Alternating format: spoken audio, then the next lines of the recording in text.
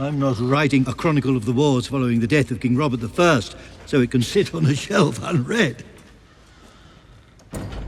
What? You don't like the title? What would you call it then? Hey YouTubers, it's Charlie. This is going to be my episode 2 Q&A. Just careful for spoilers if you haven't seen the episode yet. And if you are finding me for the first time, I do Game of Thrones videos every week. Be sure to subscribe to get everything.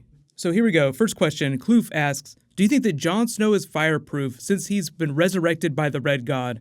Yeah, kissed by fire. I think it's an interesting idea that he might be, and that's a way for them to prove he's Targaryen later in the show, but that's still one of the many theories for proving who he is.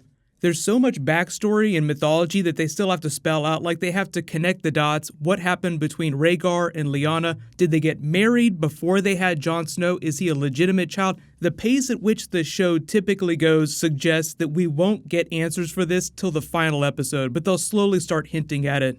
And do remember that the TV show has taken a dramatically different route than the books when explaining why people are fireproof, like why Daenerys is constantly fireproof. That's not the case in the book, so when you're thinking about Jon Snow potentially having attributes like other Targaryens like Daenerys, just use the evidence that you've seen on the TV show so far. Next question, Jimmy asks, I can't believe Dolorous Ed hasn't sent a raven to Jon about Bran yet. Meanwhile, he's getting letters from Sam and Tyrion. It would seem important to tell the king that his brother is alive. Yes, I think this is a totally valid criticism of the show and the way they disseminate information to characters. You have people like Cersei who have little birds everywhere, so it does make sense that she would have all the information about what's going on all over the kingdom, but they've been kind of inconsistent with the way they give information to all these characters, like how is it that Jon Snow knows about everything that's going on in the south, but he doesn't know that Bran has arrived yet. The main reason, I think, is because Bran has so many answers and they don't want to reveal that information or have characters learn about it till much later in the show. So it's totally valid to criticize the show for picking plot over logic. It's another one of those Sansa telling Jon Snow about the Knights of the Vale thing back from season 6. Next question, Hobo Deluxe asks, did you notice the sea was frozen at Eastwatch by the Sea during the opening map sequence? That was new. Looks like the Night King is close to there or there already. So I think what's going on there is they want to show you that winter is slowly encroaching on the south. The big theory is that after episode 1, in that deleted Hound scene where he said the waves are frozen, that people were like, maybe the Night King is just going to walk around the wall. I don't think it's going to be all about that. There's a lot of funny stuff going on with the map this season. Things that they're changing, things that they should have changed, like swapping out the stag sigil for the lion sigil now that Cersei's queen.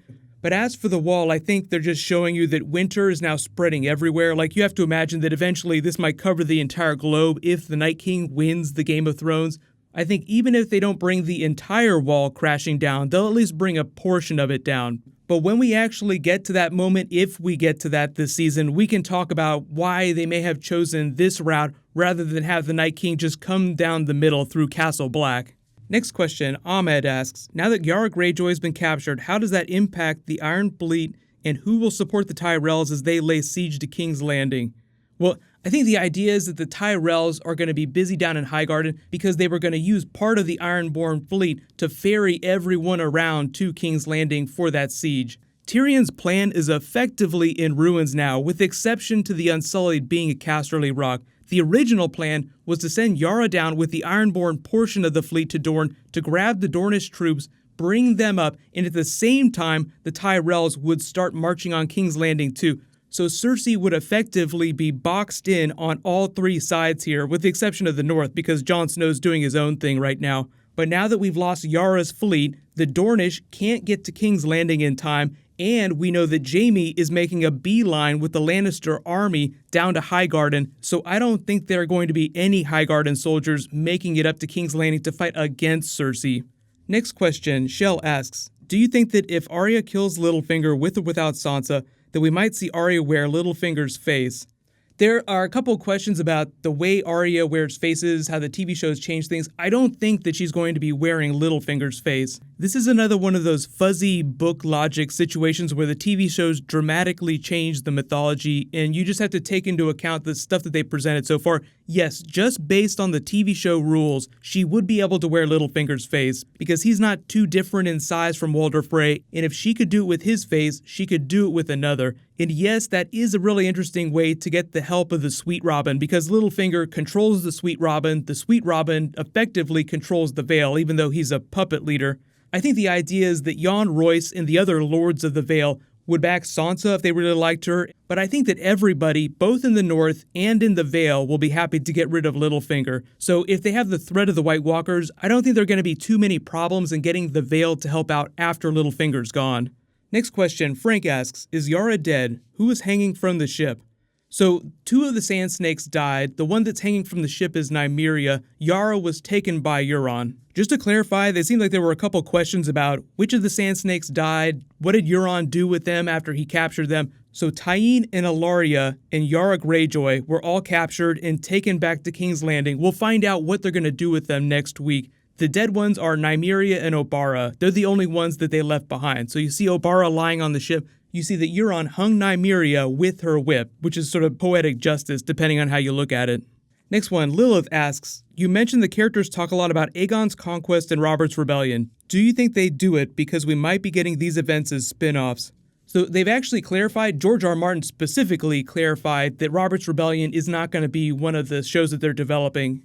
None of the 4 shows are supposed to be set forward in time. All of them seem to be set in the past, so it's more technically correct to call them prequels, like Ancient Valyria is one of the strong candidates, but the other one that Martin confirmed they're not doing is Dunk and Egg because he's still writing those stories, and he says he doesn't want them to do a show based on stuff that he's not finished writing yet.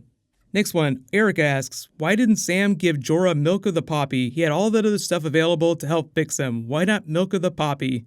So I think the idea is that he was going based on the instructions in that secret book, The Forbidden Technique, and Milk of the Poppy might not have been on that list. They didn't say anything specifically about Dragonglass. He just wheels that card in. You don't see exactly what it is he's doing, what kind of concoction he's going to create, but hopefully they'll answer that in next week's episode. But they have a tendency to brush over big things like that, so we can theory craft after next week. Next one, Jimmy asks, did anyone also think that the Prince who was promised will be the child of Jon and Daenerys, who will play a role somehow? This is actually why I made that Melisandre fanfiction joke in my episode 2 video, because we're getting into Jon Daenerys territory. It's going to get a little bit nuts. Right now, in the books and on the TV show, Daenerys believes that she's barren. Mirri Maz Duur told her that after she lost her baby Rhaego with Khal Drogo, that was it. She was not going to have any more children. And so I think that they're physically capable of having a baby. But as for that baby being the prince who was promised, who will bring the dawn, I think part of the idea is that the characters on the show right now, the ones that survive to the end, will be the ones that help bring the dawn. And there's no one prince or princess. It's just like a group of special people that will bring the dawn, primarily Jon Snow and Daenerys together. So it's not necessarily evidence against them having a baby that could also be the prince who was promised. If you really want to back that dragon, you can ride that to the end of the show. It's still wide open to theory crafting, but I don't think we're going to see any of that kind of stuff play out during season 7. Next question, Muhammad asks, is Drogon larger than Balerion?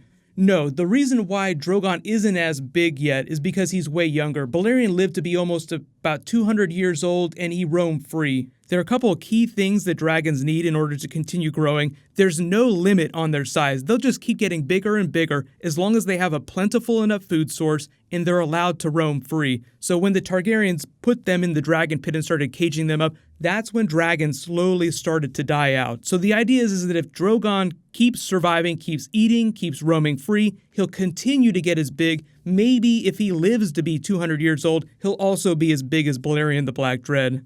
Next question, Top Shelf asks, do you think that Cersei will pull a Mad King on Ellaria and her daughter? So you're talking about burn one of them alive. I think if anybody's going to be burning people alive, it'll be Daenerys. I definitely think that Cersei is going to kill one or both of those sand snakes, but I don't think that she's going to borrow the Mad King style. I think they want to play up Daenerys as potential Mad Queen as a bit of a misdirect for what might end up happening at the end of the season. I still think that the show is backing Daenerys as one of the big protagonists, so in reality, she is not the Mad Queen, but in the way that they're hyping up this false conflict between Jon and Sansa, they're doing the same thing by misdirecting you, making you think that Daenerys might do something crazy. Next question, Jackie asks, what do you think about the possibility of Dany and Jon getting married to form an alliance? Yeah, this is going to be one of those things that people just go nuts over till the end of the season. I don't think that Daenerys and Jon will get married this season, if that's what you're asking. It seems like what they'll do is they'll just slowly develop their relationship over time this season, and then who knows, all bets are off in season 8, depending on how things go down during the War for the Dawn, because it seems like there's going to be a big battle every single episode that season. There won't be a whole lot of time for thinking about marriage or children.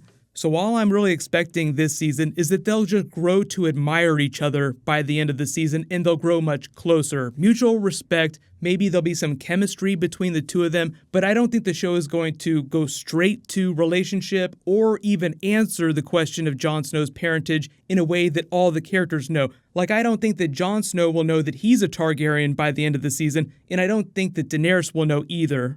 But thank you so much for submitting questions. These are always a ton of fun to do. There'll be more bonus videos later this week. There's still a couple Comic-Con videos that I'm trying to finish by the end of this week before we get into the weekend. So just leave all your requests in the comments below. But congratulations to the latest giveaway winner, Kim Bishop. Please private message me on the back end of my channel so I can get your contact details. Click here for the trailer for episode 3 and click here for my episode 2 video. Thank you so much for watching. Everybody stay awesome. I'll see you guys tonight.